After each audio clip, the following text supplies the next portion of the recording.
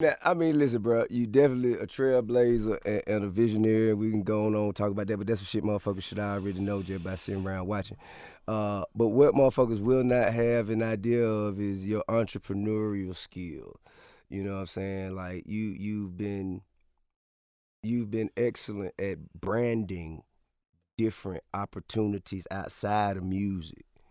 You know what I mean? Like, like Escobar South, members only. You got your marijuana shit going.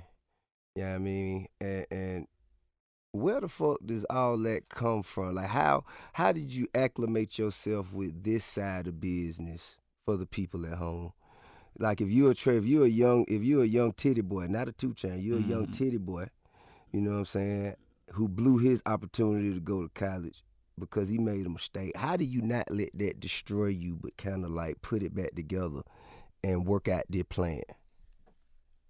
I think hustling teaches you a lot. Honestly, I mean, Facts.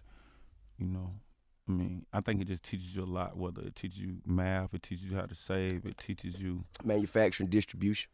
and man, m- m- so man, this is like this. I would be. My mama made me realize that I would literally be breaking a generational curse because my son then won't have to hustle. So my mom, the job that she had that I remember, she was like a loan officer for real estate. But for the most part, she hustled with my father. My father, I don't have an image of my father getting ready for work, putting on a suit, Mm. being in traffic. I don't have that. I don't have that image. On my father's side, he had a uncle who owned a liquor store Mm-hmm. and let all the nephews and stuff work there. So I remember that. And he also had an indoor pool and a bunch of Rottweilers when I was little, but I didn't understand that this was balling at this particular time. Right. On my mom's side, they wasn't as rich and fortunate as this, but I remember my grandma working a bootleg house, you know what I'm saying, Mm-hmm. selling, which is the same thing as hustling. Right. Look on Sunday. Yeah. And so with those two things in mind, I didn't have an image of somebody working for somebody ever in my mind. You know what I'm saying? And when you start hustling, first you obviously you go in with people like that you trust. Well, that's how I did. I went in with my friends, and then I started moving on my own. And then when you start moving on your own, you actually feel like you grown, you're older, you're more mature. Um, I, Seventh grade, I started. This is out of my mom's home only. We lived in Pittsburgh, and she was allowing me to sell nicks out the window. You know what I'm saying? Just and then of course that's when the Red Dogs was around, and there was a couple busting. But after that, I started like being more careful about hustling and how I wanted to move, and I never saw me doing a resume or putting on a suit or actually working Right. for somebody. So when I became a rapper, I know that this rap ain't gonna last forever. Forever. I know the money ain't gonna last forever. You wanna buy things.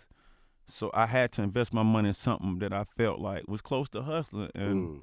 and meet people. It's always about having important people in place too. Right. And Delegation. I'm a good talent scout. Like that's a whole nother skill set. Like Right. that's what Steve Jobs was. He was able to pick people out at different places and locations and to create Apple and iPhone what we know it is now. And so I use some of that same skill set when I'm putting together my team, rather to help me with my properties or Right on. even to help me with my label with what I'm doing with schooling and all of those guys.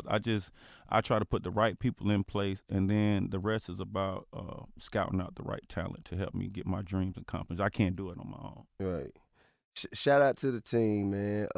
Tech and I know Snoop on the team as Yeah. far as your restaurant and what would we call it? Lounge restaurant. Yeah, restaurant Escobar downtown has been open for 3 years. It'll be 4 years this year, which is a Dope. blessing in the restaurant industry. We just opened up the second location on the south side, right by South Lake Mall, and it's doing exceptionally well. I have this after hour spot called Members Only that I'm trying to basically just give the one a little competition. Got some good food, good vibes. You know what I'm saying? Yeah. Stay open late to like 6 in the morning. That what's up. And I have a couple other things, but a nail shop. My nail shop. I'm gonna do a soft opening or a private opening for S. I mean, what they have in here? Bonnie, the hair Bonner thing. Brothers. Yeah, they about to do that Yeah. here, so I'm gonna have some people coming in and get their foots and stuff done. But Right on. that's that side. But I'm still music is my primary love right now. Like, I haven't even got into acting yet. You know, I hit you about the acting shit a Man, I long told time you, ago. come on, let's do Yeah, it. I hadn't even gotten that. Y'all, I still love. Man, I rap every single night, bro. It's crazy. I still Right. love rap. I still love surprising myself. Like what I'm gonna come up next. I still love putting bars, metaphors, stories together, and Right then on. having the younger guys around me.